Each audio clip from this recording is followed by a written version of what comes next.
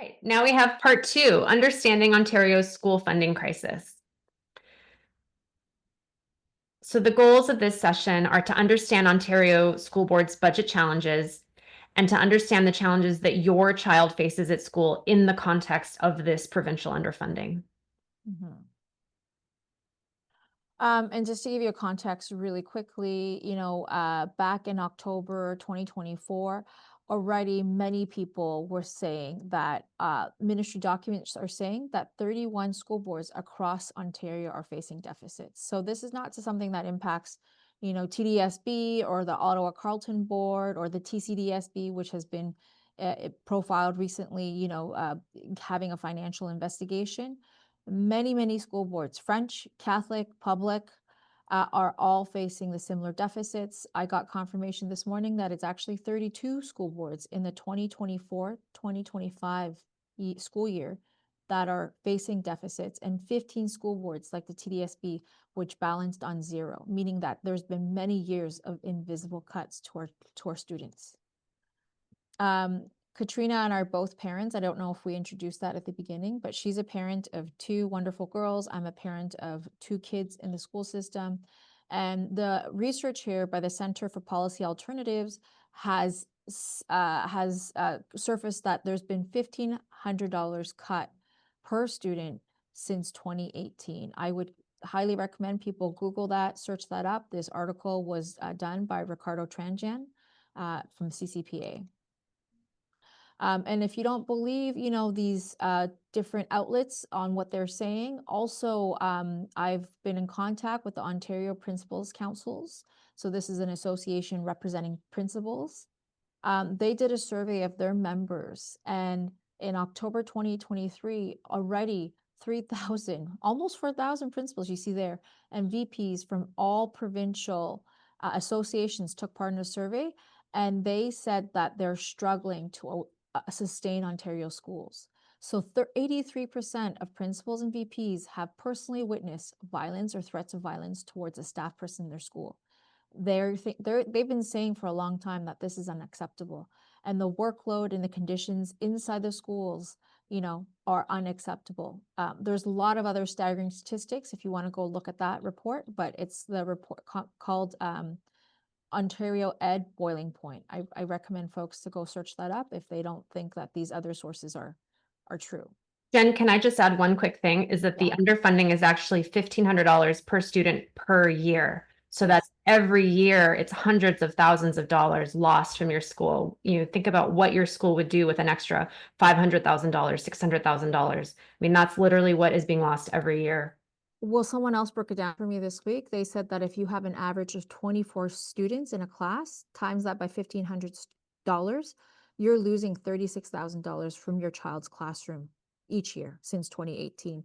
And $36,000 could hire, spec ed assistants, ECEs, EAs, lunchroom supervisors, of which my kid's school got 3 cut. So lots of cuts happening at every single school since 2018, and we are at a boiling point, as the principals are saying, but I'm saying we're at a crisis point. Um, and other folks who want to know the specific cuts to your school, wherever you might be in Ontario, just go to the buildingbetterschools.ca website. You can scroll down and just simply type up any school in the province of Ontario, whether it's Catholic, French, English, French, public, English, whatever it might be, high school, elementary school, you can find that school by name, by postal code or city, and you can download an individual flyer of the cut at that particular school. Over to you. Okay. So basically all of the concerns that we have as parents at school, concerns about bullying, concerns about not being challenged, concerns about not getting enough help, all of these problems stem from underfunding at the end of the day, or they would be improved by more school funding. And this is why, again, school funding is a coalition issue. It's a nonpartisan issue. It's an issue that everyone can understand. Okay, so this year we're heading into another budget season, and we have to ask, how is budgeting going this year? So unfortunately, as Jennifer had mentioned on the news slides, schools have been chronically underfunded for years. Many school boards are facing reserves of zero. So We actually we don't know the details yet, but schools, teachers, and staff are already, we're anticipating cuts. Wonderful things about our school are, potentially going to be cut. That could be, things that, some might consider extras, right? But aren't really extras. But, pools, our heritage language programs, our music teachers, just really important things that, could go because of this funding situation.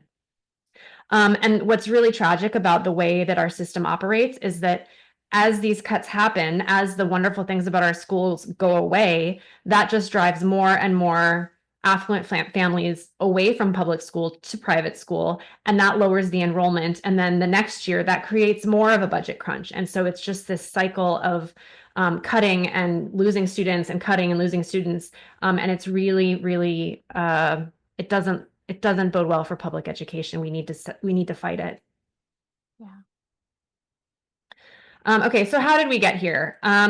So first of all, just a little brief primer on education in Ontario, or sorry, education in Canada. So education is governed exclusively by the provinces. There's no national mandate for education. There's no federal oversight. There's no Department of Education to ensure equity and human rights. So in Ontario, the Mike Harris government of the 1990s began an era of declining education funding and quality that continues to this day. This has been identified in many research reports and is really common knowledge, particularly if you lived through that era. So Harris, what he did was he took away the ability of school boards to collect and raise taxes in their municipalities, and he made a central funding process. Basically, the central, Ontario government took control of the funding process, and they, instead of each board kind of managing that semi-autonomously, they say, okay, here's this funding package, and this is all you get, and you can't negotiate, and you can't push back, and you can't make any kind of appeal. And so it's important to note, again, this decline in education has happened across, both sets of governments, right? So again, it's a nonpartisan issue. It's a coalition issue. Oops, sorry, hold on, I'll go back. Okay, what is the role of the trustee? So you probably know this, but the role of the trustee is to advocate for parents and students in their, respective wards. They vote on governance and policy decisions, and one of their key obligations under the Education Act is to uphold the integrity of that trustee position by passing a budget each year. That is their obligation in that role. But the problem is that we have a broken system, right? Because of that control that the Ontario government has and the inability of the trustees to push back on funding decisions, what we get is a system where it's very one-sided, and all we have to do is endure the cuts every year, year after year, and there isn't really much that the trustees can do. So in 2017, the Ontario Auditor General made a thorough report of the TDSB and called for not of the TDSB, the Ontario Auditor General in 2017 made a thorough report of the Ministry of Education. And what they found was that the funding formula, the process of creating the funding formula, they were concerned that it wasn't meeting student needs, it wasn't keeping up, and they recommended a periodic review and public consultation process. And to this day, that has not happened, right? There have been sort of, each year before the budget comes out, there's sort of this consultation that's open, but it's not a robust parent consultation process. There's very little consultation involved, and it's unclear, what, if anything, what decision making might be made based on that consultation. So it's really inadequate, and to this day, it has not been corrected. And as you know, this year, it's spring of 2025. We're on our fourth minister in 10 months, and the ministry, from what we're hearing, does not believe that structural deficits even exist. They don't, even they don't necessarily think it's a problem that they're not funding 100% of Canada pension plan payments, or they're not funding 100% of the staff salaries that they're obligated to pay based on the central bargaining agreements. So they just think that boards need to make it work. And obviously, I'm sure I don't have to explain the flaw in that thinking. So what we have that now is the situation where you have the trustees on one hand and you have the ministry on the other, And if you go and you talk to your trustees, they say, oh, go to the ministry. And if you go and you talk to the ministry, they say, oh, go talk to the trustees. And so there's really no one institution or body that actually has full control, full autonomy over the situation. And it feels like this is by design because it's really keeping us in this sort of position of not being able to push back.